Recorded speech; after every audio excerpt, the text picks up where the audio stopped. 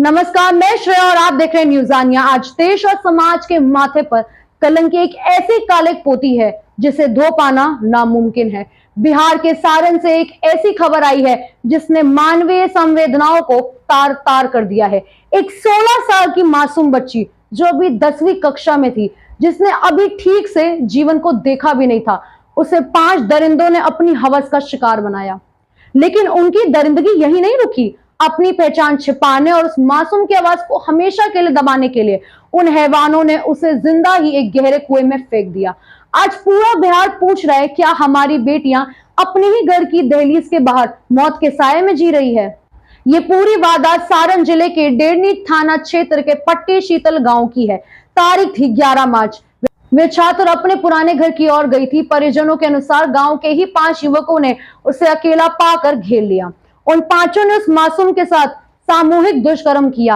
वे गिड़गिड़ाती रही, अपनी जान की भीख मांगती रही, लेकिन उन दरिंदों के दिल नहीं पसीजे।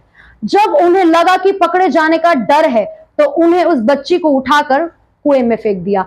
वे कुआं उस मासूम की कब्र बन गया। सोचिए उस बच्ची पर क्या गुजर रही होगी जब वे पानी में अपनी आखिरी सांसें के लिए संघर्ष कर रही थी और ऊपर खड़े वे 5 हैवान उसे मरता हुआ देख रहे थे। इस केस में सबसे महत्वपूर्ण मोड़ तब आया जब पीड़िता की छोटी बहन ने कलेजा चीर देने वाला बयान दिया। उसने अपनी आंखों से अपनी बड़ी बहन को उन लड़कों के चंगुल में देखा था। उसने उन दरिंदों को अपनी बहन को कुएं में धकेलते हुए देखा। उस छोटी सी बच्ची की आंखों में आज भी वे खौफ साफ देखा जा सकता है। ग्रामीणों ने जब तक छात्र को कुएं से बाहर निकाला, तब तक उसकी मौत हो चुकी थी। मृतका की मां रो रो कर बुरा हाल है। उनका कहना है कि आरोपी पहले भी उनकी बेटी को परेशान करते थे, घर में घुसकर धमकी देते थे। अगर पुलिस ने या फिर समाज ने पहले इन मंचलों को रोक दिया होता, तो आज ये नौबत नहीं आती। इस घटना के बाद से पूरे इलाके में बारूद जैसा तनाव है। रविवार को जब पुलिस की टीम जांच के लिए गांव पहुंची, तो महिलाओं और ग्रामीणों का गुस्सा फूट पड़ा। पुलिस की गाड़ियों को चारों तरफ से घेर लिया गया। हमें इंसाफ चाहिए और नारों से पूरा गांव गूंज उठा।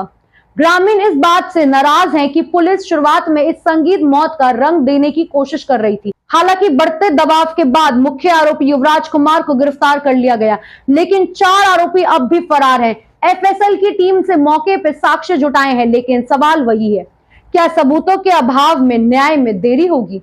ये घटना हमारे कानून और सुरक्षा व्यवस्था पर बड़ा सवाल खड़ा करती है। 10वीं की छात्र जो अपनी बोर्ड परीक्षाएं के बाद नए स्कूल और कॉलेज के सपने देख रही थी, उसे मिट्टी में मिला दिया गया। क्या बिहार में कानून का राज सिर्फ कागजों पर है? क्यों इन दरिंदों को मन में कानून का रत्ती भर भी खौफ नहीं है? आज सारण की ये बेटी सिर्फ न्याय मांग रही है। उसे न्याय तब मिलेगा जब वे 5 आरोपी फांसी के फंदे तक पहुंचेंगे। प्रशासन को चाहिए कि इस मामले को फास्ट ट्रैक कोर्ट में चलाया जाए और ऐसी मिसाल पेश की जाए कि दोबारा कोई ऐसी हैवानियत करने की जरूरत ना करे। कल तक ये बच्ची एक बेटी थी, आज वे एक सवाल बन चुकी है और इस सवाल का जवाब हम सबको मिलकर देना होगा। न्याय की इस लड़ाई में हम शांत नहीं बैठ सकते। आपको इस न्यूज के ऊपर लगातार अपडेट्स देते रहेंगे। तब तक के लिए हमें सब्सक्राइब करना बिल्कुल ना भूलें। मैं हूं श्रेया और आप देख रहे हैं न्यूज़ आनिया। नमस्कार।